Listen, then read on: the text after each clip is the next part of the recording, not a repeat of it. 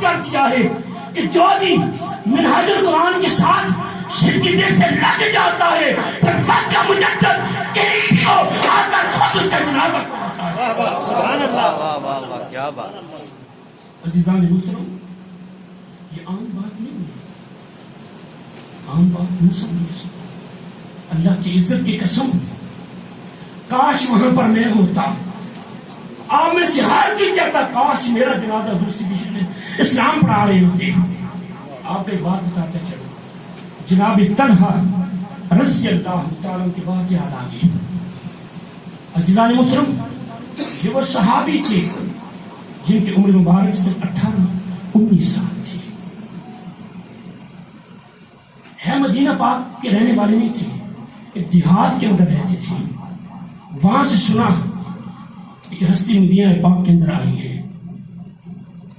وہاں چلے گئے, کلمہ پڑھا, مسلمان ہو گئے. جب سے مسلمان ہوئے کلمہ پڑھ لیا, بس اس دن سے فجر بھی حضور علیہ الصلوۃ والسلام کے پیچھے, ظہر بھی حضور علیہ الصلوۃ والسلام کے پیچھے, عصر بھی, مغرب کی, عشاء بھی, عشاء پڑھ کر گھر کو جایا کرتے تھے. 3-4 مہینے اس طرح ان کا آنا جانا لگا رہا. اتفاق ایسا جناب طلحہ رضی اللہ تعالیٰ عنہ بیمار ہو گئے. کیا ہو گئے؟ بیمار ہو گئے. صحابی کو پتہ چل گیا یہ میری بیماری جان لیوا ہے, میں نے دنیا سے چلا جانا ہے. جناب طلحہ رضی اللہ تعالیٰ نے کیا کیا؟ اس وقت جو آپ کے ارد گرد مسلمان بھائی رہتے ہیں ان کو بلایا. کیا؟ ان کو بلایا اور وصیت کی. وصیت کیا کی؟ فرمایا اگر میں رات کو مر جاؤں میرے مرنے کی اطلاع میرے کریم آقا کو نہیں دینا. صبح مر جاؤں تو میرے مرنے کی اطلاع کریم آقا کو دے دینا.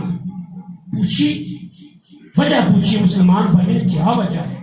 جناب طلحہ رضی اللہ تعالیٰ عنہ عرض کرتے بات یہ ہے اگر صبح میں مر جاؤں تو کریم آقا علیہ الصلوۃ والسلام روشنی میں آئیں گے, میرا جنازہ پڑھائیں گے تو ان کو کوئی تکلیف نہیں ہوگی.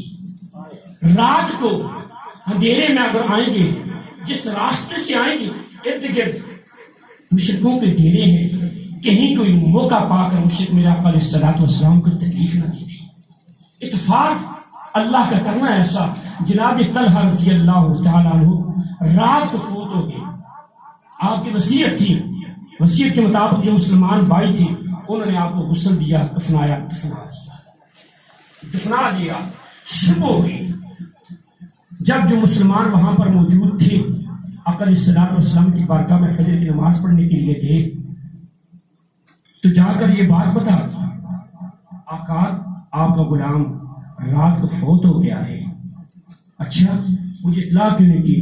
جو اس کی وصیت یہ تھی, ٹائم تھوڑا ہے, اس کی وصیت یہ تھی, ہم نے اس کی وصیت کے اوپر عمل کیا, اس لیے ہم نے آپ کو اطلاع دی تھی. آقا علیہ الصلوۃ والسلام نے نماز فجر پڑھائی. جو نماز فجر پڑھائی نا, کہا ابو بکر, عمر, عثمان, علی, بلال, سلیمان چلو میرے ساتھ. آقا علیہ الصلوۃ والسلام نے اپنے غلاموں کو لیا, جناب طلحہ رضی اللہ تعالیٰ عنہ کی قبر انور کے اوپر گورے گورے ہاتھ اٹھائے. جب ہاتھ اٹھائے نا, میں نے ایک بات پہلے کہہ دی, اس کو سامنے رکھنا. آقا علیہ الصلوۃ والسلام نے ہاتھ اٹھائے, ہاتھ اٹھا کر عرض کی میرے مولا میں طلحہ سے راضی ہو گیا, تو بھی طلحہ سے راضی ہو. وہاں پر جتنے صحابہ تھے ہر ایک کے دل کے نیچے درد تھی, کاش آج میں مرا ہوتا اور آقا علیہ الصلوۃ والسلام میری قبر انور کے اوپر آ کر ہاتھ اٹھا کر عرض کرتے باری تعالیٰ میں اس سے راضی ہو گیا, تو بھی اس سے راضی ہو گیا. میرے کہنے کا مقصد جتنے بھی رفقا ہیں ان کے دل کے اندر یہ تمنا ضرور رہے گی کاش میں مرتا اور میرا جنازہ آقا وقت کا مجدد. سبحان اللہ. عزیزان محترم, میں نے اللہ اکبر, یا رسول اللہ, یا علی, عزیزان محترم اہل اسلام کا نظریہ ہے